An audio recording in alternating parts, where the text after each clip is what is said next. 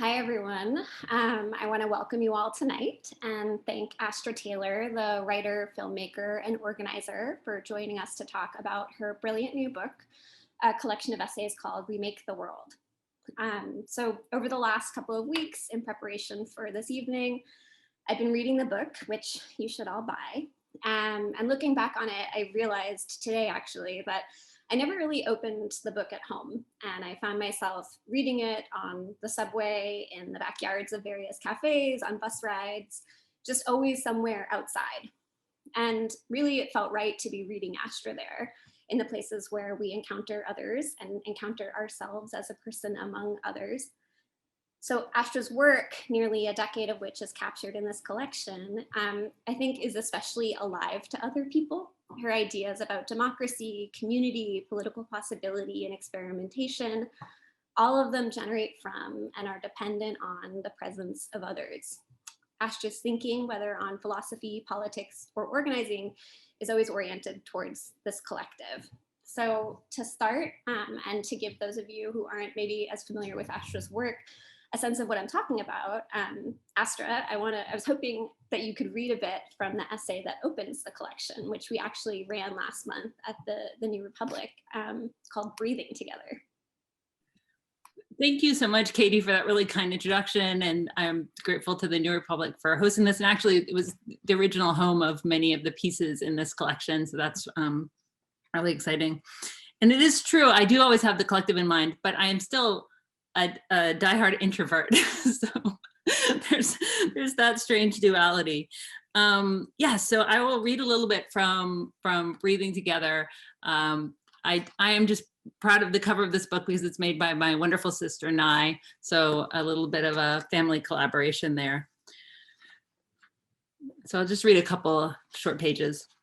It's as natural as breathing is a cliche because when all is going well, nothing else is more effortless than inhaling and exhaling, something we do approximately 20,000 times a day. Typically, most of us don't think much about it.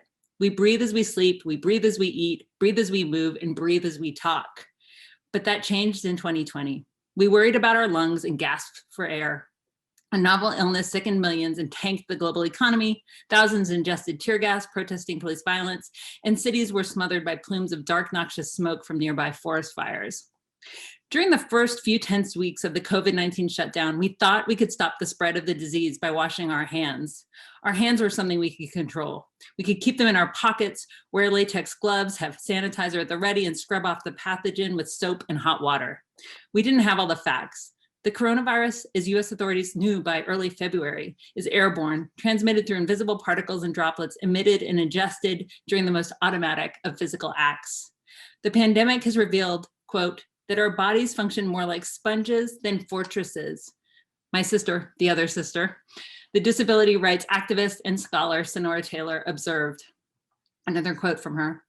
In a variety of visualizations, we see our bodies extending beyond their usual bounds. Graphics of our coughs, sneezes, and even breaths show how far beyond our own skin our bodies reach. The 6-foot rule of social distancing, a daily acknowledgement that our bodies not only leak and ooze, but that they absorb the conditions of others, end quote. Epidemiology and physics colluded to prove that even at a seemingly safe distance, we touched by virtue of breathing the same air. In the worst cases, COVID-19 caused acute respiratory distress. Experts described succumbing to the disease as akin to drowning. Early in the outbreak, I read a piece by a doctor attempting to educate readers about how our lungs operate and what contracting the illness might entail. A healthy lung is so soft, she wrote, it has almost no substance. Touching it feels like reaching into a bowl of whipped cream. COVID changes that, filling the twin organs with the yellow goo that blocks the free flow of oxygen. The lung texture changes, beginning to feel more like marshmallow than whipped cream. To be soft and permeable like a sponge is to be healthy. To be rigid and closed off, fortress-like spells doom. This is true, it turns out, not just for our lungs, but for our very selves. When we breathe, we pull air into our windpipe or trachea. That pipe then splits into our lungs' 2 main airways called bronchi, and then branch off into smaller and smaller passageways, leading to little twig-like tubes called bronchioles that culminate in clusters of microscopic sacs called alveoli. In medical diagrams, these passageways resemble the branches of an upside-down tree, as though every human being contains a piece of an inverted forest inside our chest. It's a fitting image because if it weren't for trees, we wouldn't be able to breathe. By photosynthesizing, plants generate carbohydrates and oxygen in equal measure, nourishing our bellies and filling our lungs. Without them, we'd starve, but not before we choked on lethal levels of carbon dioxide. In this sense, the thousands of forests, the thousands of fires that raged across North America in 2020, burning more than 8 million acres, charred the lungs of the earth. In those months, some communities gagged on smoke, others on pepper spray.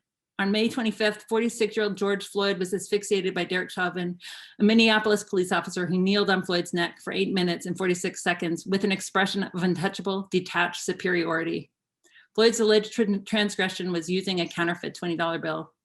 The assault was caught on video, and perhaps because the pandemic had slowed things down, people paid attention. Floyd's murder galvanized the biggest protest movement in US history, attracting up to 26 million participants by midsummer. Police and federal agents responded with unrelenting force, blinding over a dozen lungs with chemical weapons, including smoke grenades. In Portland, Oregon, residents used leaf blowers for self-defense, redirecting fumes away from innocent crowds and back towards the cops. Floyd's last words echoed Eric Garner, who, as he was killed by police in New York City in 2014, uttered a phrase that would become a common chant at Black Lives Matter protests: "I can't breathe." In streets full of tear gas, demonstrators couldn't breathe either. And so this essay goes on to talk about the importance of breathing together, but really then plays with the word conspiracy, because that comes from the Latin to conspire, to breathe together, and talks about how in response to all of these tragedies that were unfolding, there were, of course, these horrible, destructive, racist, wrong-headed conspiracy theories that we talk a lot about. But that actually there's this other tradition of conspiring and conspiracies that I think the left needs to reclaim, and that we need to conspire against the forces that oppress us. So like many of the essays in this book, a friend pointed out, etymology and the meaning of words is really essential to then what the essay goes on to do. Yeah, I found myself tracking that as well, where I was like, damn, Astra really is interested in the origins of words. So there's a bunch of reasons that I really love this essay, and bear with me because I'm going to do the guy in the back comment and a question, but it's actually a question. So one of the things that I love about the essay is your turn in its conclusion as you explore conspiratorial thinking in the United States, and both the kind of more often less talked about, but more dominant and I think important to sort of pay attention to, is the way in which wealth and power conspire to maintain structures of dominance and exploitation. But also your turn in the conclusion towards what I kind of thought of, and what you're describing again about this left tendency, more pro-social conspiracy, like a kind of coming together. So as you write, you can't fact check people out of a problem that requires collective action, mass empowerment, and clear-headed strategy to solve. Instead of chastisement, we need a credible vision of a better society and a recognition that it will take mass movements to manifest it. And so at this section of the essay, you're grappling with not, as you say, the very poisonous and fascistic and racist conspiracies that we've seen proliferate, but the more kind of mundane ways in which people embrace and incorporate conspiratorial thinking into the way that they understand the country that they live in. So you're not recommending a sense of outreach to the private jet-taking real estate agents who stormed the Capitol last year, but seeing points of intervention with broad swaths of the country who believe rightly that the state doesn't care about them, and that in fact it's often there to do harm to them. So it's a proposal to kind of fill the vacuums that are now occupied by a lot of wacky shit, a lot of fascist and racist shit, with ideas and strategies for material security, leisure, small d democracy, good things, And so I want you to kind of talk a little bit about that idea of perpetrating left conspiracy and the conspiracy of a multiracial, working class movement, basically. Yeah, I mean, I think I always liked this idea of being in a conspiracy. But I this essay is there's two strands to it. So one is the rise of a kind of conspiracism, right? I mean, and this is, as the essay says, this is a long tradition throughout American history. These aren't anything, this isn't really new. Though, I think one could say that, Donald Trump took a kind of conspiracy, he was like the conspiracy theorist in chief, right? But, he wasn't completely breaking with American tradition. And those conspiracies flourish, partly because of the sort of attention economy on the internet, and there are all these sort of conspiracy entrepreneurs, and because there's lots of social science research that shows that they propagate in conditions of instability, inequality, insecurity, and isolation. So people who are very alone, very atomized, tend to gravitate towards these kind of destructive conspiracy theories. So these are social and political problems, right? This is why we can't fact check our way out of them. What we need to do is organize our way out of them. So the quote you read, right? What this is not, just need like a truthometer online and people need to trust science. No, we need to build the political power to reduce that inequality, reduce that instability, reduce that insecurity. But why is there no organized left? I mean, we're beginning to rebuild it and there's parts of it, but really, why is the organized left in the United States in such disarray, in such terrible shape? Because of the conspiracy of capital, right? The most destructive conspiracy theories in this country's history have emanated from the center of political power. They have been anti-communism hugely, anti-terrorism, so post 9/11 discourse, and we all know these stories, right? We know the Red Scare, we know McCarthyism, and this have done terrible damage to the organized left.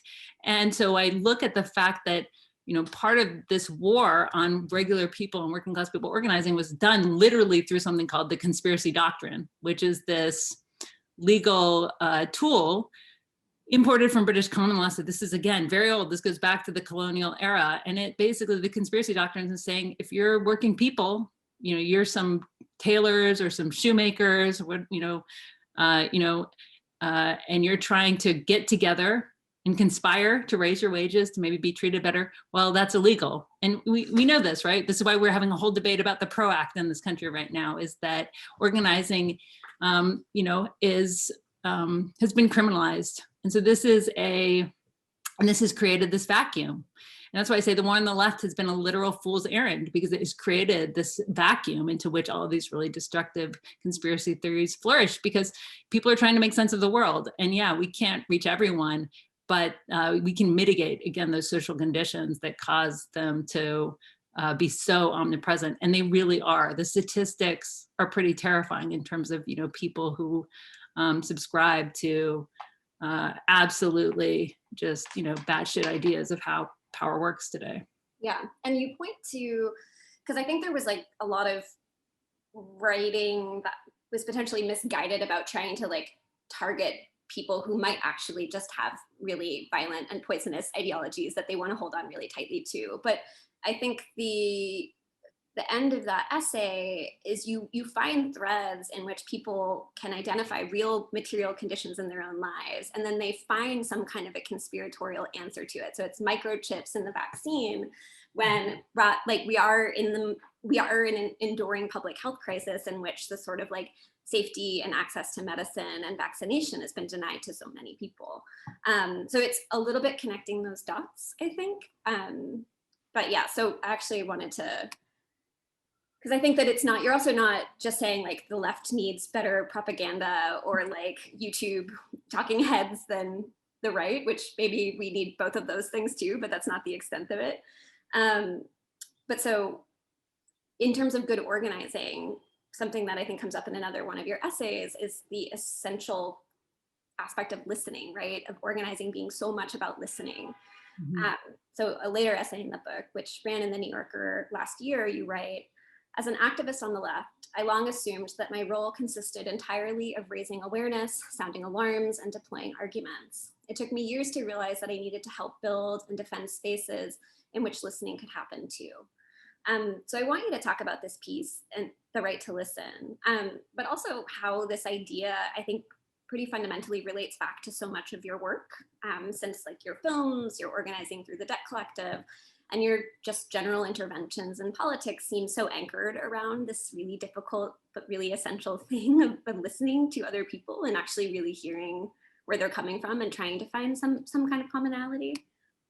Yeah, I mean, I think these essays and why I wanted to put them all together is because, as you said, they go almost a decade back, and over that decade, I've learned to be an organizer, right? I mean, I went from, and partly that's because the political moment finally emerged where that was possible. I mean, I think for me, Occupy Wall Street was a huge turning point in that it sort of showed me that there was a community of people who were interested in mobilizing around issues of economics and capitalism in a sustained way.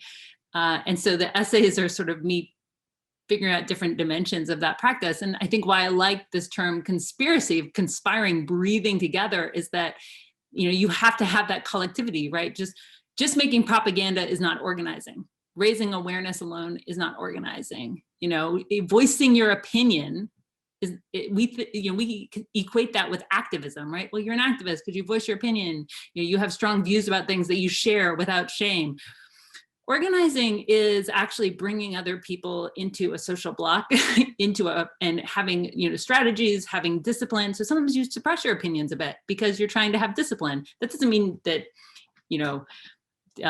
discipline is not domination. It doesn't mean like you've completely, suppressed your values or something like that, but it means that you're working in a collective and you're trying to, work towards a shared goal. And so it's not just about you and what you think. And listening is really part of that. I mean, other people say this. Jane McAlevey, who's a great labor organizer and writer, who I'm sure people, have heard of, says that very clearly in one of her books. I'm forgetting which, but she says, a good labor organizer starts by listening. What's going on with you? Where are you at?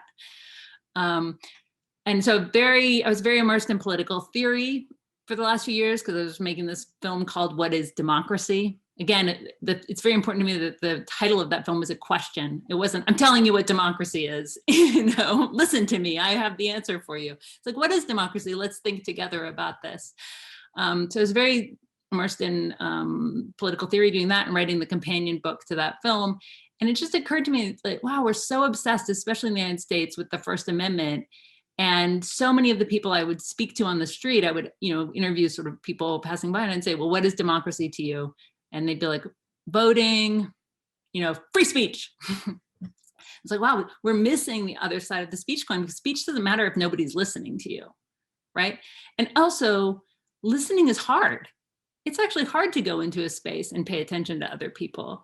And there's, as I explore in the essay, I think there's a real gender dimension to that, right? We valorize the person at the podium, the speaker, that's the kind of masculine position. And we see listening as, being receptive, it's more feminine, it's denigrated. So there's definitely a gender politics to listening that I wanted to subvert, so the film What is Democracy is a very intellectual film. It's about political philosophy. And I wanted to show that actually, for me, being philosophical is, again, listening and being curious and asking questions, not just being the person who holds forth the man who knows kind of mode of being.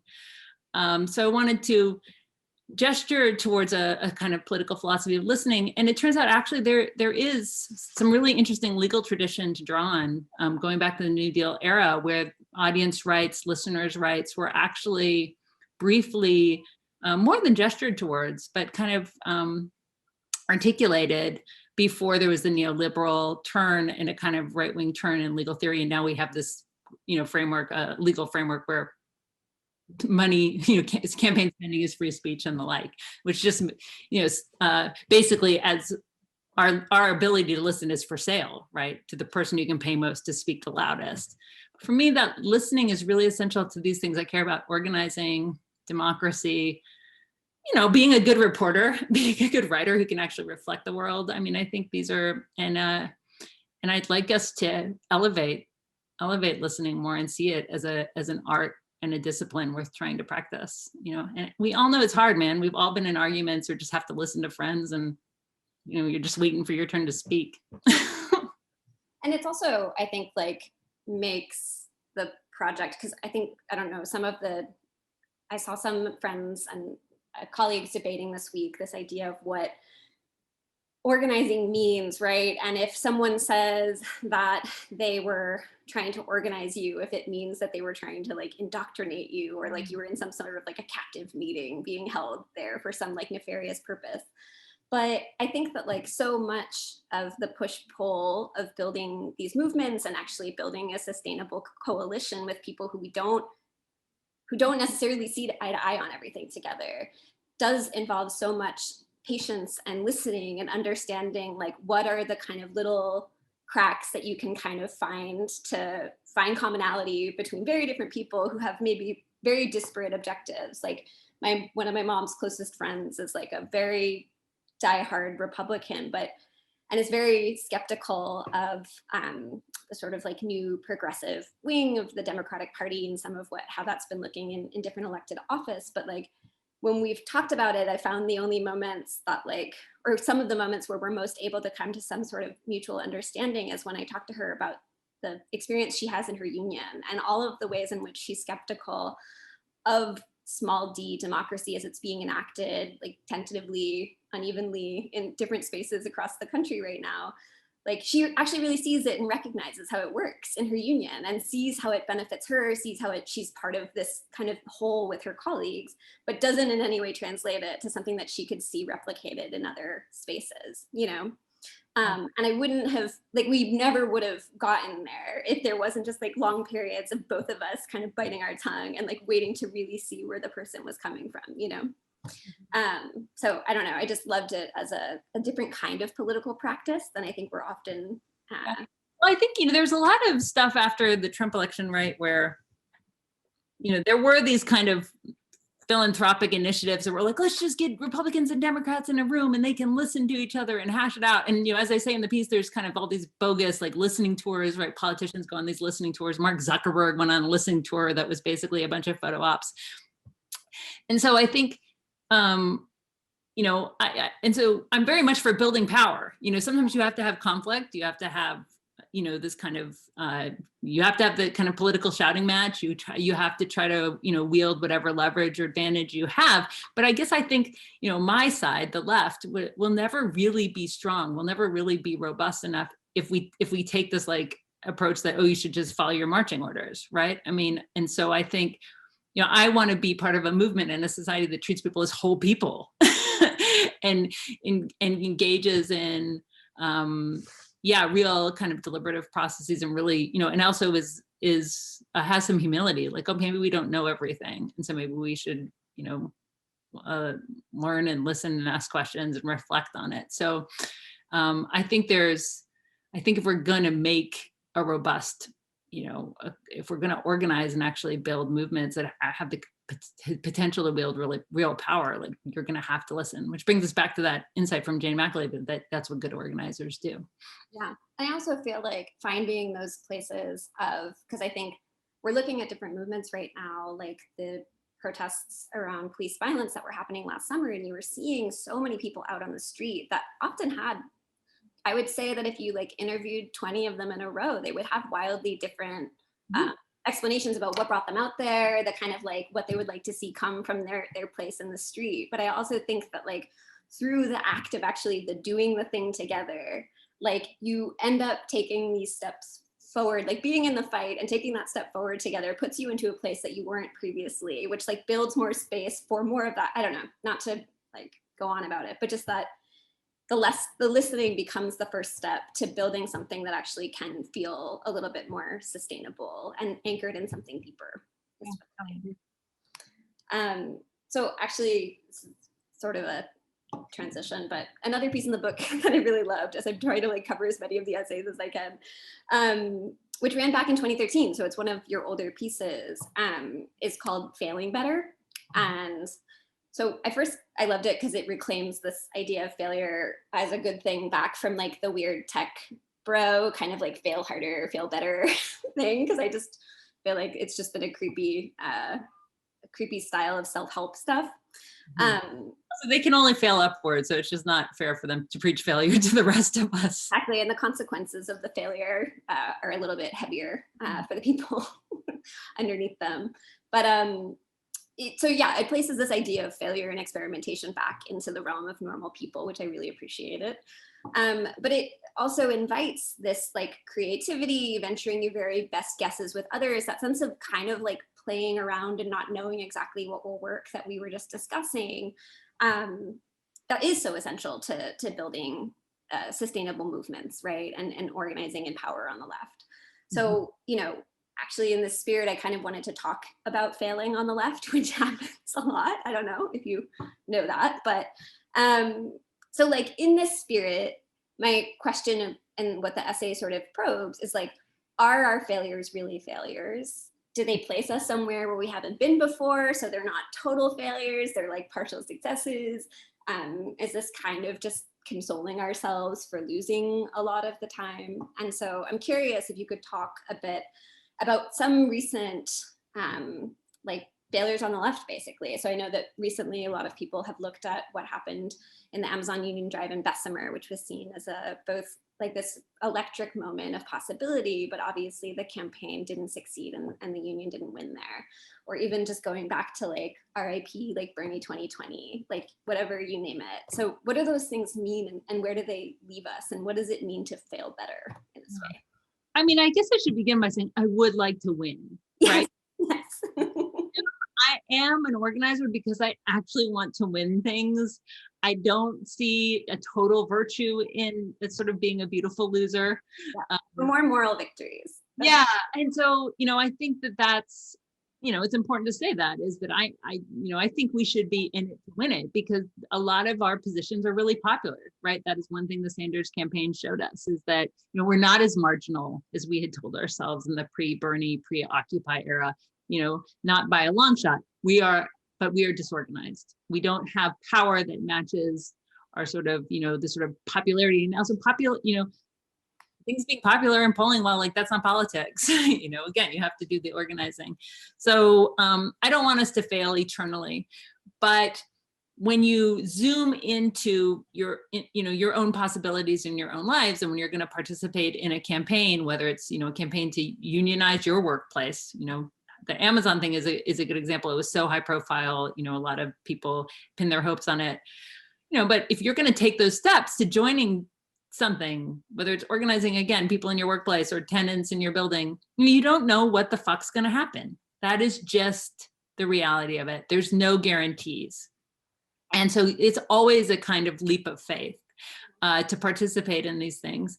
And it's, you know, I think when I wrote that piece, it was right after, you know, it was a few years after Occupy, which, you know, people really, you know, thought of as a failure. And in many ways it was, even though it didn't have any demand. So it was sort of hard to judge it as a failure by its own refusal, by its own sort of pure position.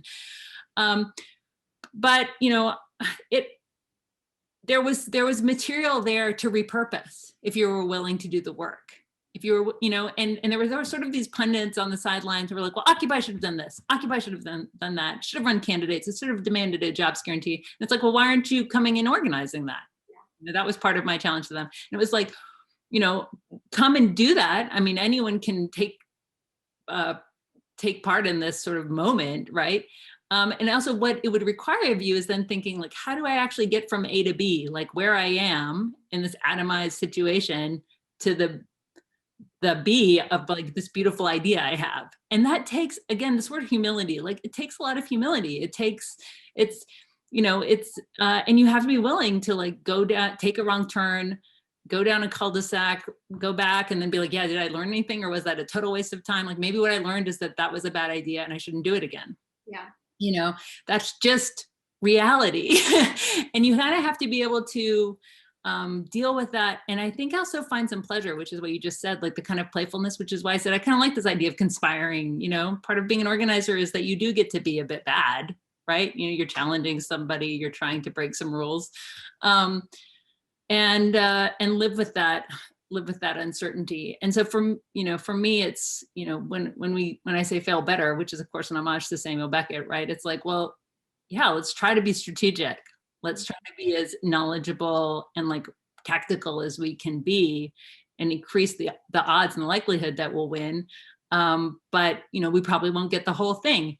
And the truth is, you know, even if we win, there will just be new problems. Like for me, my ambition is that, I want the people who are coming behind me, the next generations have better problems than I do, but I don't think they're going to have no problems. And one of the pieces I wrote for the New Republic, the one on socialism, ends with all of the problems I think would persist once we, manage to bring about a more egalitarian economic order.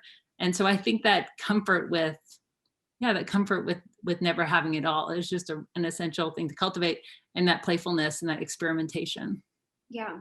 I think, I'm working on a piece with my colleague, Melissa Gira Grant right now. That's kind of like moving into the space of like speculative fiction, asking organizers around defund the police, like almost not the question that so often gets asked, which is justify your position and explain to me like with precision, like A, B, and C, but like envision a future in which this has happened. Like, what are the things that we imagine when we imagine a possibility of funding going into communities rather than carcerality? Mm-hmm. And one of the respondents to the piece talked about turning to science fiction often and looking at the ways in which like utopias fail and different wrong turns in these experiments, and how sometimes even after a specific victory, you can end up replicating the kinds of systems and practices that you were attempting to eradicate. And there has to be kind of allowances for that movement, right? To kind of be like, oh, dead end, wrong turn, or here we are again, like undermining what we fought for here, So I love this idea of in what can, while being strategic and determined, but also allowing for the fact that like we're going somewhere we haven't been before, or we're trying to, and that's messy shit, Yeah, you have to be probably comfortable with the mess. And I think one aspect of that piece is that, it starts with me musing on this failed book, right? This book about the legacy of the 60s that I was trying to write when I was in my 20s. I mean, I bit off more than I could chew, but I read a lot about civil rights, about labor organizing, about the anti-war movement and the New Left and their battles with the previous generation and the suppression they faced from the state. And, all of that, maybe this is me telling myself a happy story, but all of that research, framed my my politics and my approach to my later work, but also my organizing, and one in a really direct way. When the Occupy is now almost 10 years ago, but when it started, everyone was like, what the hell is this? Everybody's in a park and this isn't what I would do. I do something different. And, I think my reading of history gave me the sense that things are always messy, to use that word. Things are always messy. The perfect movement's not coming along. And so, and these moments of politicization are actually really precious. And so I'm going to be all in for this moment and try to make the most of it. And so that, it's not that sort of idealized vision of the past where everyone had their shit together, because that wasn't the case, you know? And so I guess on the same point, and I wonder, because I sometimes wonder if my tendency is to also tell myself a happy story about some things. But like when I look at, after the Bessemer campaign, which I think was in some ways had this like untenable pressure on it just by virtue of its visibility of being this big first, right? For the Amazon workers.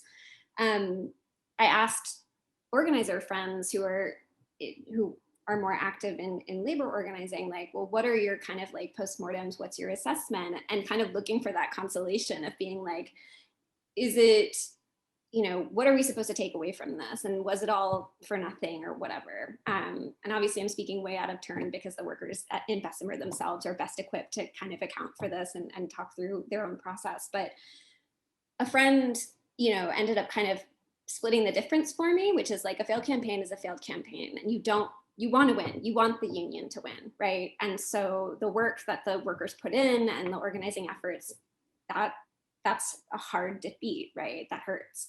But what happened also in the process of organizing that union and the visibility of it, it does it creates new opportunities, right? Like the visibility of it, other workers being in communication with each other at like the processing, the warehouse facilities across the country, like something happened. And I don't know if that's, again, trying to put the happy story on something, but I don't know, is it wrong to see some kind of like partial infrastructures that we can continue to build off of in law? My image is, that you have to take material from the wreckage. Yeah.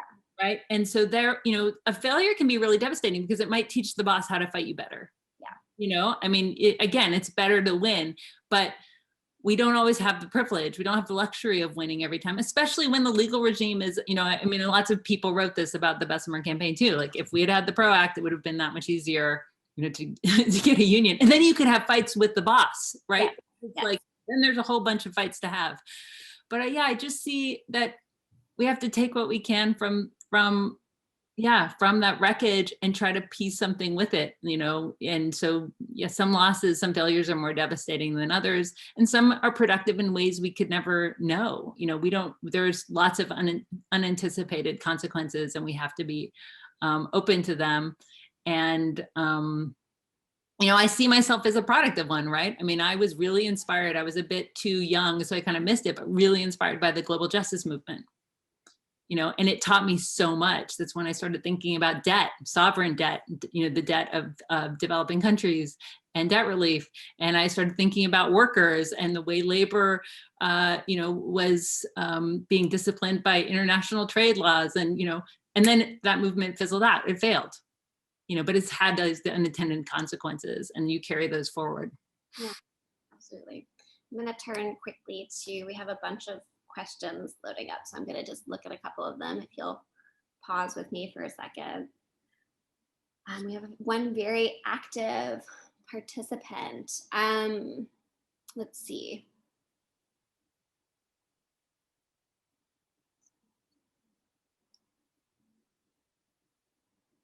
Okay, this is actually a great question. So one of our audience members asks, it's funny that when you speak about the importance of listening, so much of the mainstream media programs are about the personality of the host who does not listen because they rarely let the other person talk. How do you think this affects people's dynamic about listening? I guess how did the way that we watch listening happen shape the way that we expect to be maybe listened to or listen to others? Yeah, I mean, I think that's a great question. If I listen to it, it kind of answers itself, right? But it conditions us to disrespect the act of listening, because it's absolutely true. I mean, what you see is also a kind of distorted listening, right? So you're listening so that you can grab a comment and then do a kind of gotcha. And it just affirms this idea that it's the person shouting the loudest, who matters the most, right? And that dialogue is a kind of combat sport. So I think but that's what we're steeped in. Again, this is why when people think about, what makes our democracy, American democracy special, they go free speech, it's basically, the right to shout without consequence. And so absolutely, we're steeped in that. It's all around us, and it's definitely the dominant paradigm on the mainstream news. And it's something, but I think it hasn't totally captured us, right? Because, there is definitely appetites for other kinds of engagement. At least I hope so. That's why I make the kind of movies I do, because I like to think people want something else as well. Yeah, and I think, and what you touch on in that essay in your work with the Debt Collective is getting people in a room together to talk about their debt, whether it's medical debt, education debt. And I think that there's a not useful version, as you say, this kind of like fake listening and going on listening tours or whatever. And there can be this very superficial version of like what it means to kind of share your experiences or whatever. But I also think there's a very profound version of that you talk about in that chapter, which was like people coming together to discuss this shared debt that they have, right? Shared experience of debt, how that shapes your life, and how that can be it can be very deeply politicizing to understand that this thing that we are taught, so many of us are taught to experience as shameful and something that is some kind of a moral failure that we took on some sort of an obligation that we couldn't meet or repay, ended up being this profound opportunity to politicize our own experiences and also join together with others to fight it. And so I kind of actually want to go back a bit to Occupy Wall Street, the Rolling Jubilee, your debt organizing, because I think you even talk about your own listening at Occupy as being a kind of seed of how some of that came together. Yeah, I mean, again, because these essays, sort of are in a way, all me sort of grappling with the question of what is the political and economic system we live in, and then where's our power to change it? And that pursuit, the pursuit of those lines of questioning is rooted in the fact that I'm also trying to organize. And so, out of the ashes of Occupy Wall Street, through various endeavors, I ended up joining with others and forming something called the Debt Collective, which is a union for debtors. There's actually a great recent story in the New Republic about how we managed to push, by Ryan Liebenthal, about how we managed to push the issue of student debt cancellation from the sort of margins, of literally of Zuccotti Park to the mainstream, to the center of political debate.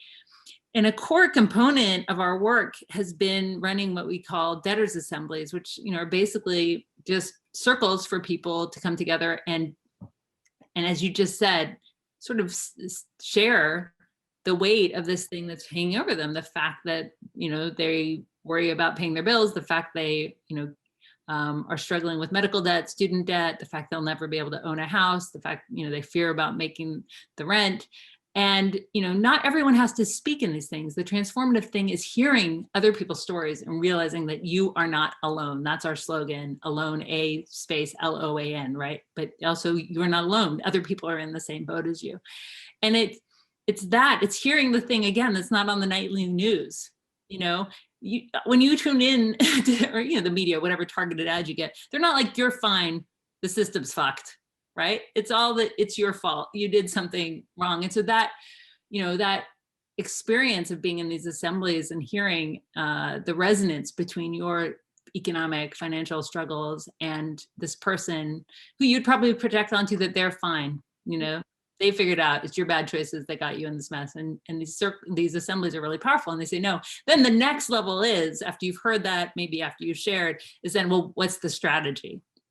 So we take inspiration from the labor movement, and basically say, okay, just like workers get together against an employer and try to bargain for better wages, better treatment, what if debtors organized against a creditor? And in our neoliberal economic regime, your creditor is sometimes the state, right? So if you have student debt, it means you're probably fighting the Department of Education, unless you have private loans. That complicates things a bit.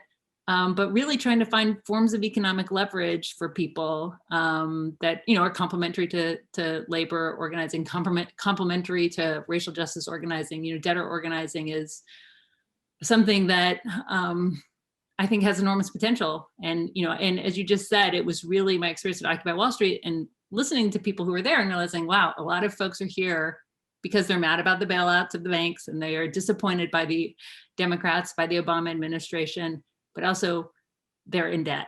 Yeah.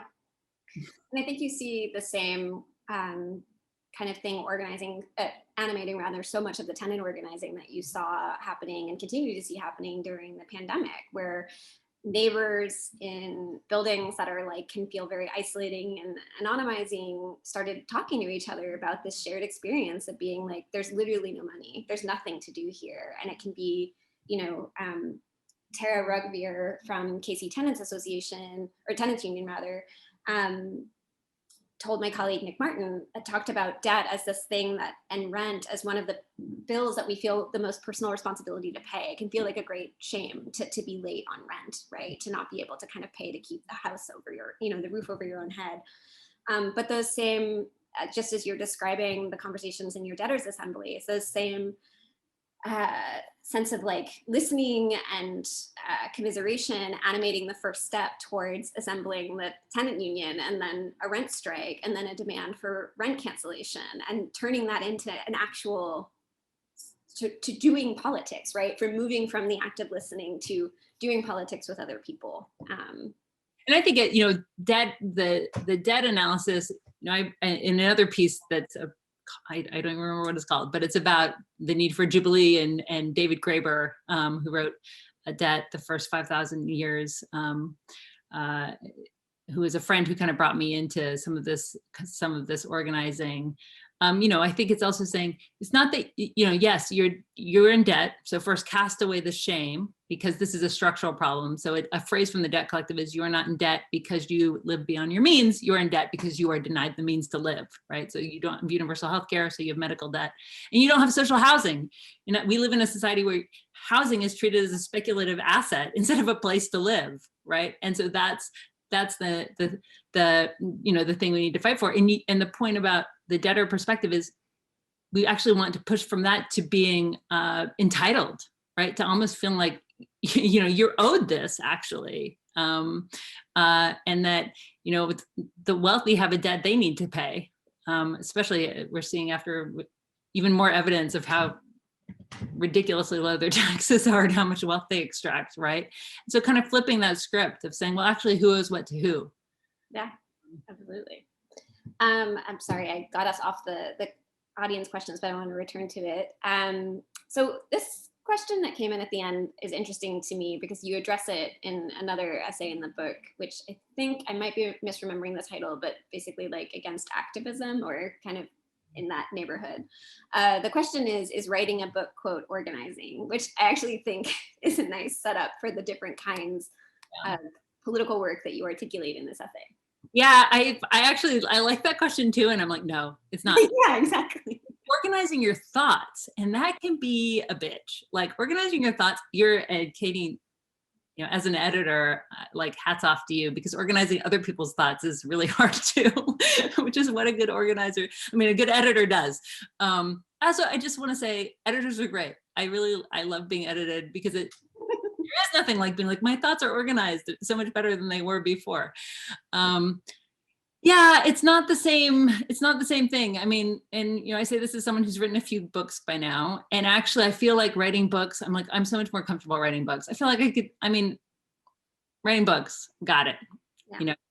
You have to read a lot, you have to do some interviewing, you have to put it all together, you have to have the discipline to be by yourself to do it. And it can help, right? Obviously, like writing a book, can illuminate the history, the political dynamics. It can, provide incredible fodder. And richness that can inform organizing campaigns, but it's no substitute. So this piece against activism is something that was published in the Baffler.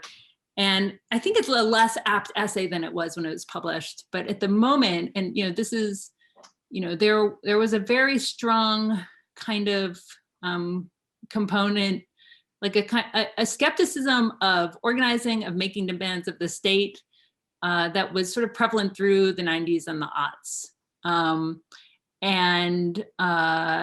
And so what I was looking at in the piece was the way that kind of this mode of what I was looking at, this is the distinction between activism and organizing. So again, activism you can be an activist as an individual.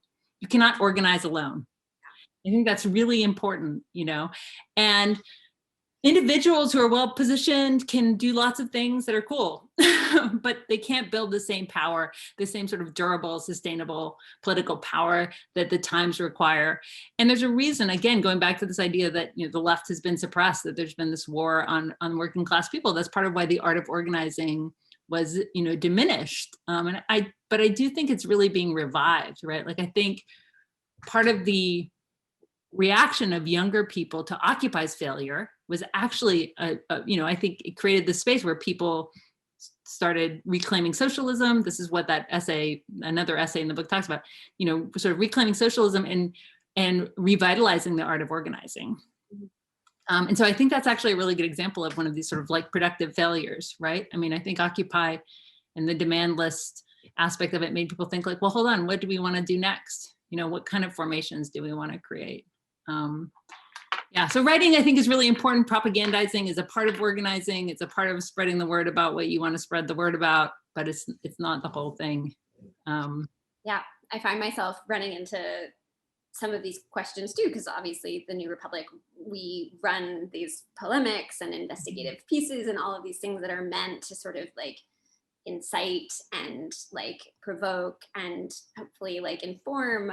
But I see it as because I'm also a member of a union among other media workers, right? Because we talk about the conditions that we work in our industry in which we produce this work that is supposed to be kind of pointing to the world and explaining what it means and showcasing it as it is. And we talk about like, well, what are the conditions under which we can do this work? And there's no piece that we could write that's going to like secure health insurance or affordable housing or any of that.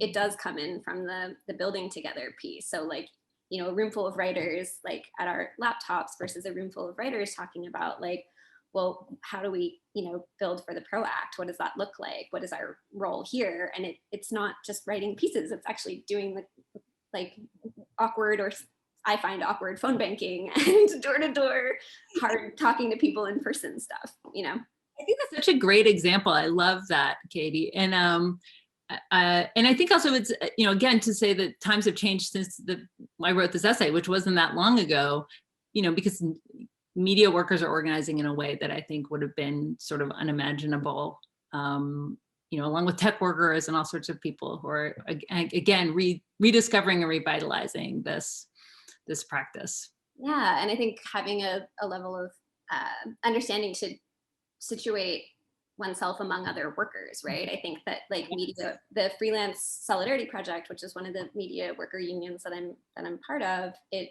very much situates the kind of precarity of much of the work alongside other industries and other workers who do wildly different things, but like share struggles and have the same basic needs. And so kind of bringing that into coalition together. Yeah, no, I think that is something actually I ranted and raved about in the People's Platform, which is the way that artists and cultural workers and journalists like wouldn't see themselves as workers. And that's another thing that, yeah, is hopefully diminishing a bit. I think we're seeing it. It's like tenuous, we'll see, but I think you're seeing some movement on that. I think, let me just see, we'll go back to the questions. I actually like this one too, just because I also think your book addresses it, but could the existing economic system be called a conspiracy? Yeah. I mean, I think and the piece kind of says that, right? Like, which, I mean, you know, because there's this sort of attitude, you know, mostly in the liberal press, and you know, you said it with the line, "You can't fact check your way out of this." It's sort of like, you know, simmer down with your conspiracy theories. Don't you realize that's not how things operate? It's like a little conspiracism is good, because there are conspiracies. There are people colluding to maintain and increase their power. That is actually happening. And there's a line I quote from someone, you know, long ago, making the observation that when working people come together to try to improve their lot, that's a conspiracy. But when rich people come together to figure out how to keep labor costs down, that's just a conference.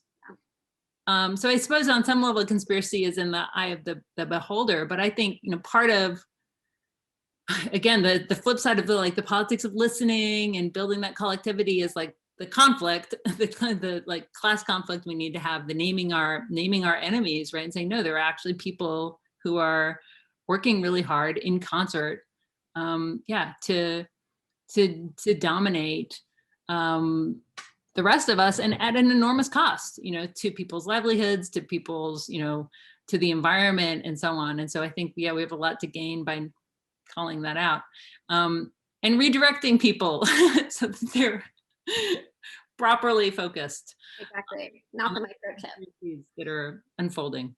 Yeah.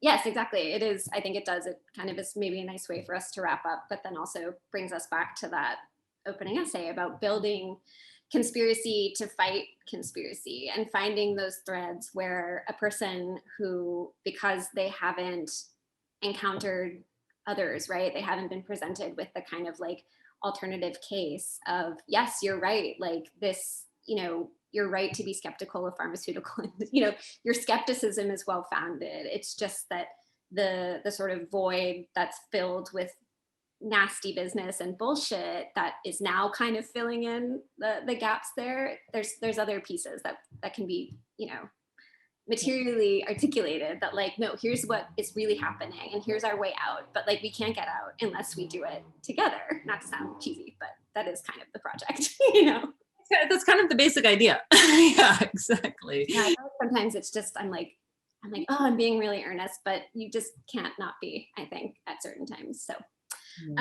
Astra, this has been, oh, sorry, I cut you off. Go ahead. I'm for unabashed earnestness. I have no problem with it.